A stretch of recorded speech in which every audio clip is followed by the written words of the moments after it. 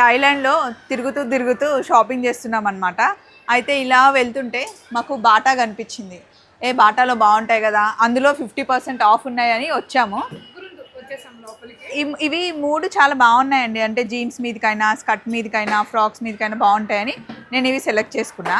Cost వచ్చేసి 899, అంటే 900 buts అనమాట. థాయిలాండ్ బట్స్, ఇండియా 3 రూపీస్కి 1 బట్. సో కన్వర్ట్ చేస్తే 2700 ఇవి. సో నేను ఇందులో బ్లాక్ కలర్ తీసుకున్నాను, ఆల్రెడీ ప్యాకింగ్ వెళ్ళిపోయింది. మా అమ్మ ఇవి తీసుకుంది. విషయం ఏంటంటే మా ముగ్గురు దగ్గర డబ్బులు లేవు.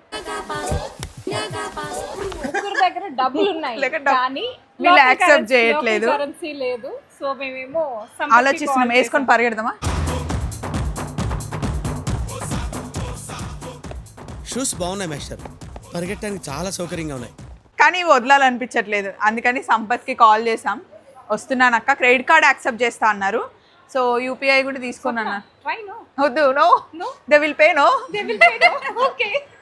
సో ఇవి ఎలా ఉన్నాయండి? నిజంగా బాగున్నాయి. క్వాలిటీ అయితే బాటావి బాగానే ఉంటాయి కదా. ఇది ఫైనల్గా. సో మా ముగ్గురులో ఎవరి బాగున్నాయో మీరు చెప్పండి. ఈ లోపల క్రెడిట్ కార్డ్ వచ్చేస్తుంది, మేము పే చేస్తాం.